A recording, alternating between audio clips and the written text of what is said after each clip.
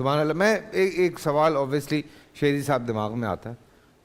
تقریباً 8-9 سال پہلے حضور پاک صلی اللہ علیہ وسلم کو مکہ سے نکالا گیا اور اس کے 8-9 سال غالباً لگے حضور پاک کو واپس آنے میں. لیکن جب حضور پاک واپس تشریف لاتے ہیں تو آگے سے کوئی مقابلہ نہیں کیا گیا آپ سے. تو مطلب یہ بات جو ہے نا، یہ ایک بڑی، میں چاہتا ہوں کہ اس پہ تھوڑی بات ہونی چاہیے کہ کیا کمزور ہو گئے تھے مکہ والے جو وہاں پہ رہتے تھے، یا کیا ایسی بات تھی جس کی وجہ سے وہ آگے سے انہوں نے کوئی مقابلہ ہی نہیں کیا؟ بسم اللہ الرحمن الرحیم. فتح مکہ کا موضوع اصل میں اسلام اور کفر کے درمیان موجود تمام معرکوں میں سب سے بڑا ایسا موضوع ہے جس سے حق اور باطل کے درمیان شناخت کے حوالے سے اور حق کے لبادے میں چھپے ہوئے لوگوں کی شناخت کے حوالے سے بھی، اور باطل کے اندر موجود بظاہر جو طاقت نظر آتی ہے اس طاقت سے مرعوبیت کے نتائج کے حوالے سے بھی بہت کچھ سیکھنے کو ملتا ہے. بہت کچھ. دیکھیے، اسلام کی جو فتح ہے، اسلام کا غلبہ ہے، اس کی بنیاد کبھی بھی تلوار نہیں ہے. اللہ کے دین کو پھیلانے کی ذمہ داری جو لوگ لے کر آئے وہ طاقت لے کر نہیں آئے، اسلحہ لے کر نہیں آئے. اگر اسلحہ اور طاقت کی بنیاد پر ہی لوگوں کو مسلمان کرنا ہوتا، دین کے دائرے میں داخل کرنا ہوتا، دین کے دائرے میں داخل کر کے ان کو اللہ کا اچھا بندہ بنانا ہوتا، تو ایک سمپل سا سوال ہے، اللہ کو کیا ضرورت تھی کہ 1,24,000 انبیاء بھیجنے کی؟ اللہ اگر چاہتا تو کوئی بندہ کافر ہوتا ہی نہیں. اللہ اگر چاہتا تو کوئی بندہ اللہ کا مخالف ہوتا ہی نہیں. واہ واہ. اللہ اگر چاہتا تو تمام جتنے انسان ہیں آج 7 ارب سے زیادہ، سب کے سب سجدریز ہوتے اللہ کی بارگاہ میں. لیکن اللہ نے ایسا نہیں کیا. اللہ نے انسان کو خلق کر کے بھیجا، اس کو آزادی دی. اس آزادی کے ساتھ اس کے اندر حق اور باطل کو پہچاننے کی ایک قوت دی جس کو عقل کہتے ہیں. وہ عقل انسان کے اندر چھپی ہوئی ہے. اس عقل کو جگانے اور باہر مصداق دکھانے کے لیے انبیاء کو بھیجا، اور بھیجا بھی اختیار دے کر، یعنی انسان کو مجبور نہیں کیا. اب اگر اسی اللہ کے بھیجے ہوئے دین کے بارے میں کوئی یہ سمجھے کہ اللہ کے دین کو تلوار کے زور پر پھیلایا گیا، تو اس سے بڑھ کر اللہ پر اور اللہ کے دین پر بہتان کوئی نہیں ہے. اس لیے اللہ کے دین کے پھیلاؤ کا ذریعہ کبھی بھی تلوار نہیں ہے. یہ ذہن میں رکھیے گا، کبھی بھی تلوار نہیں ہے. اللہ کے دین کو پھیلانے کا جو ذریعہ ہے وہ ہے عقل، وہ ہے دلیل، وہ ہے علم، وہ ہے معرفت، وہ ہے کردار. لہٰذا نبی کریم یتیم عبداللہ ہونے کے باوجود تمام عربوں میں محبوب تھے اپنے کردار کی وجہ سے. تمام لوگ ان کی دعوت توحید کے مخالف تھے لیکن ان کی صداقت و امانت کے معترف تھے اس کردار کی وجہ سے. لہٰذا اسلام کے پھیلنے کی جو وجہ ہے وہ لوگوں کی تربیت ہے، وہ لوگوں کے اندر ایمان ہے. ابھی مفتی صاحب نے بڑا اچھا اشارہ کیا. آپ دیکھیں 2 جنگیں ہیں ایک دوسرے کے پیچھے پیچھے، ایک بدر ہے ایک احد ہے. احد میں بدترین شکست ہے اور بدر میں بہترین کامیابی ہے. وجہ کیا ہے؟ بدر میں تعداد کم، احد میں دشمن کی تعداد زیادہ. بدر میں دشمن کی تعداد زیادہ، مسلمانوں کی تعداد کم. ادھر اسلحہ کم، ادھر اسلحہ زیادہ.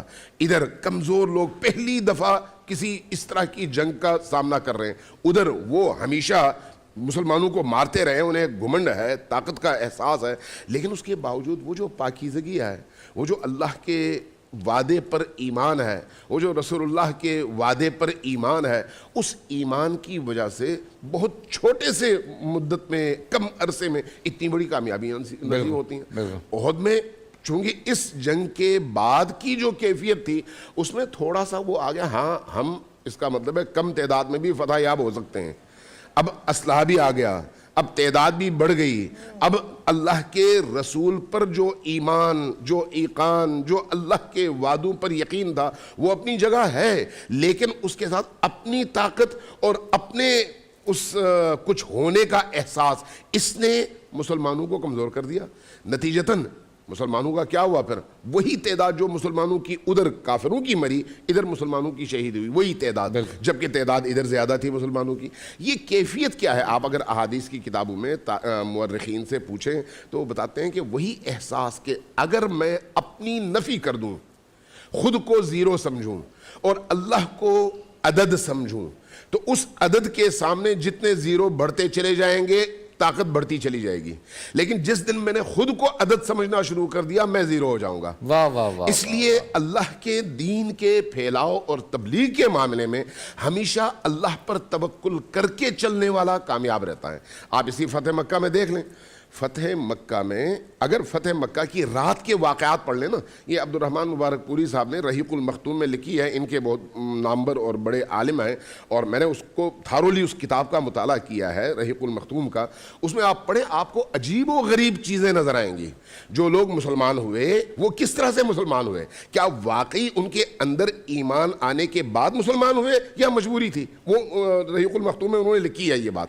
اب وہ جو کیفیت تھی، آپ نے چونکہ سوال فتح مکہ کے موقع کے حوالے سے کہا تھا، بھی اتنے عرصے رسول کریم مجبور رہے اور مشکلات میں رہے، شیب ابی طالب میں رہے، مشکلات اور ان تمام مسائل کو سہتے رہے، لیکن ان چھوٹے سے عرصے میں 7-8 سال کے بعد وہ ایسی کون سی تبدیلی آئی جس نے مکہ والوں کو اتنا زیادہ مرعوب کر دیا اور رسول کریم اور ان کے لشکر والوں کو اتنا زیادہ حوصلہ دیا؟ وہ توکل علی اللہ ہے، وہ اللہ پر ایمان ہے، وہ رسول اللہ کے وعدوں پر ایمان ہے۔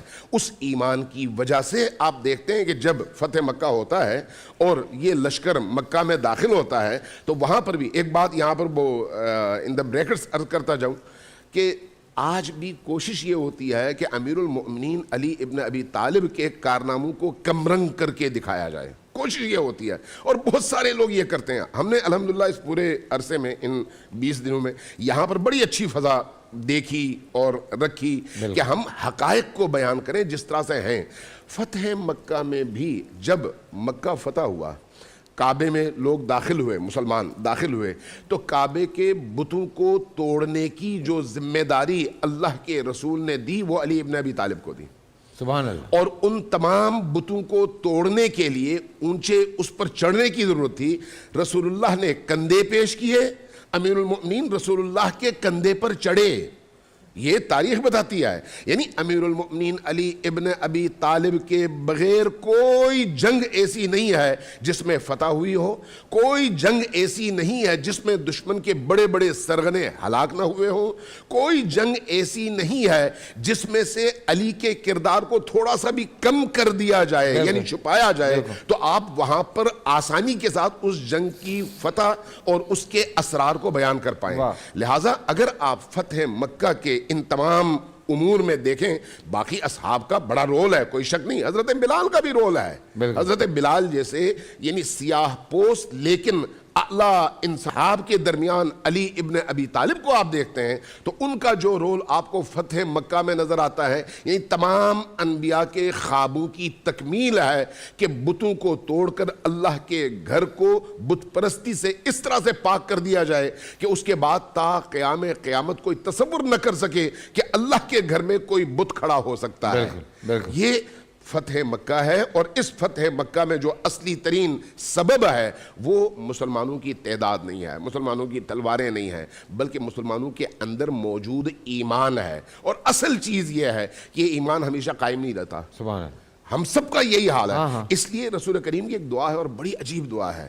رسول کریم غالباً جو میں نے روایت پڑھی ہے ام المومنین عائشہ کے گھر تھے، رات میں آدھی رات میں نکلے، ام المومنین کی آنکھ کھلی، دیکھا کہ رسول کریم جا رہے ہیں، پیچھے پیچھے چلیں، روایت میں حدیث میں یہ الفاظ ہیں کہ پیچھے پیچھے چلیں، دیکھا آپ کا رخ بقی کی طرف ہے۔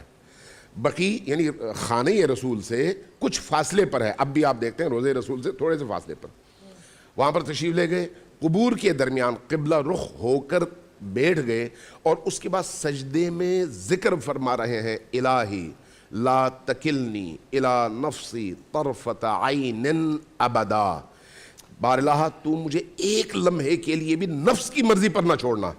حضرت یوسف کی دعا قرآن میں دیکھیں، حضرت یونس کی دعا قرآن میں دیکھیں، اور یہاں پر حضرت رسول خدا کی دعا دیکھیں۔